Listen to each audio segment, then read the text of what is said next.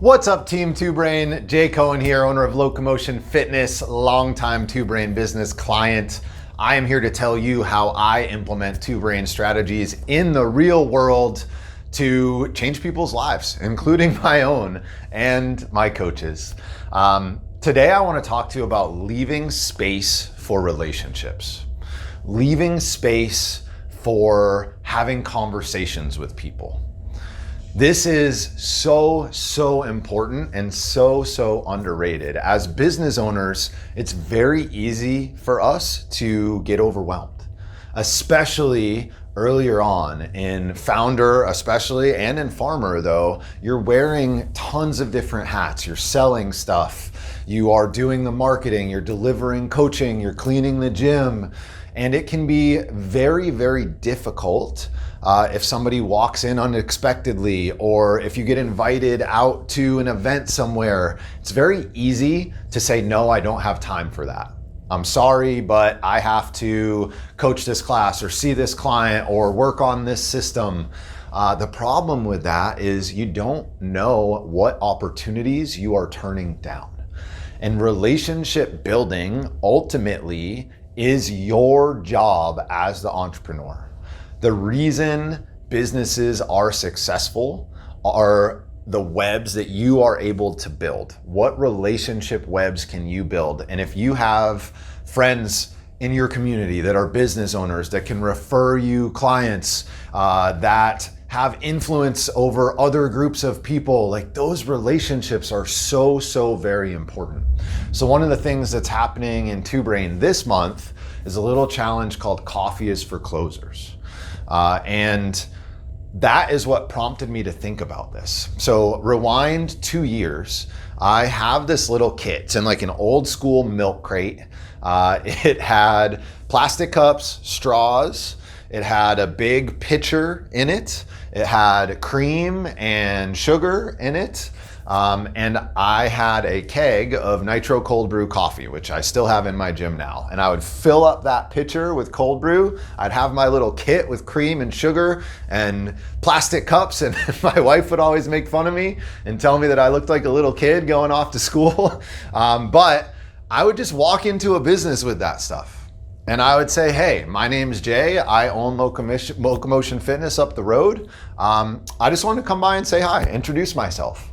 Very important. I did not go in there trying to pitch anything, not trying to sell anyone. I'm just having a conversation to build a relationship.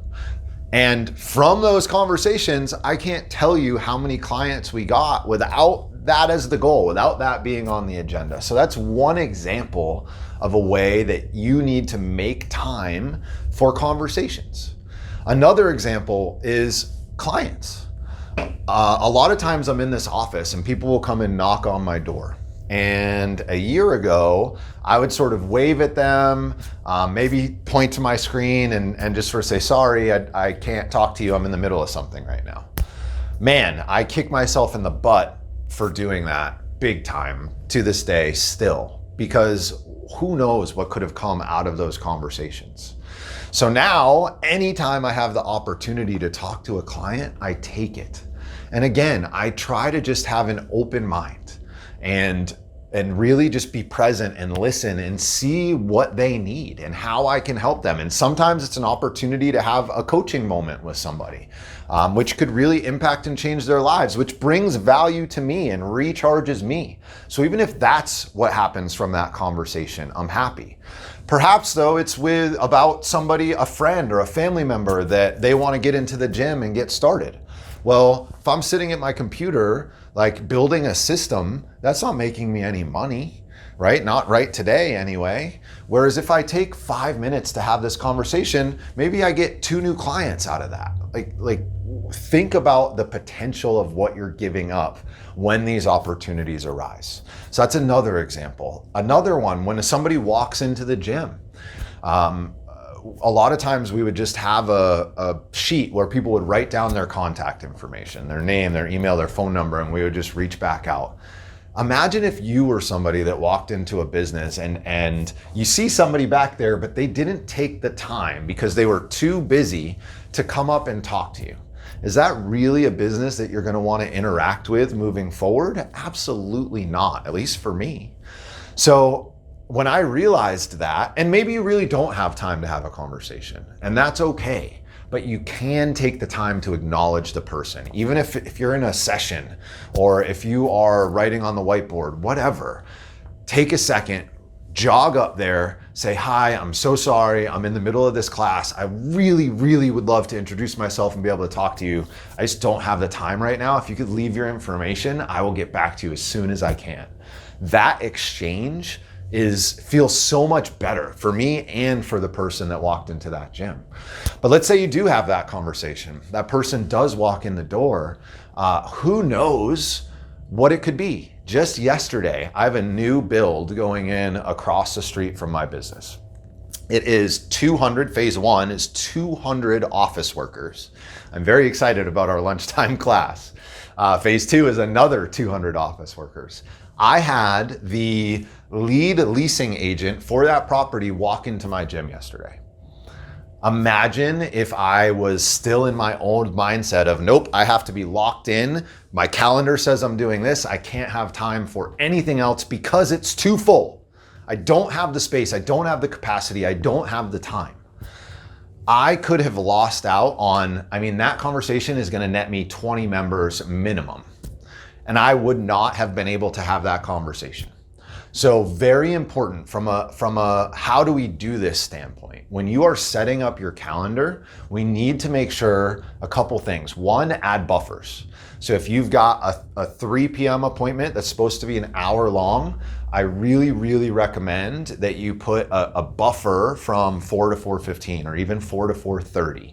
Even if the time doesn't align, just that extra half hour of time that you know is built into your day gives yourself a little bit of room to breathe.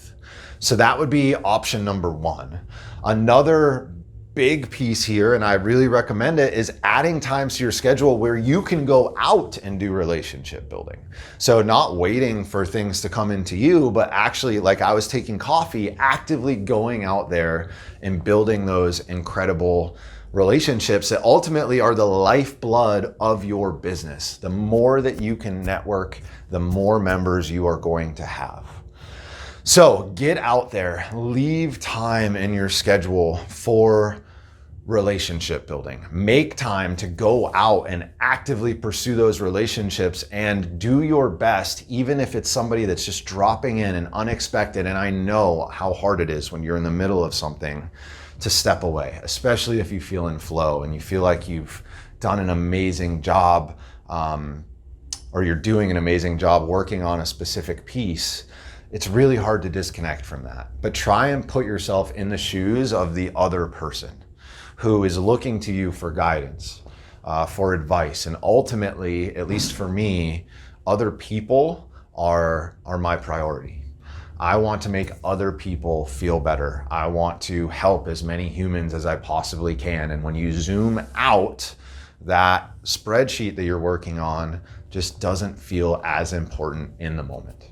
All right, guys, get out there, build some relationships, grow affinity marketing at your gym, make time to talk to your coaches, to talk to your members, to talk to prospects, to talk to friends. It's going to improve the quality of your life, and I think you'll see drastic changes in the bottom line of your business too. All right, guys, don't forget, like and subscribe, hit that notifications bell so you don't miss any of these awesome videos. I will see you next week on the Two Brain Business YouTube channel.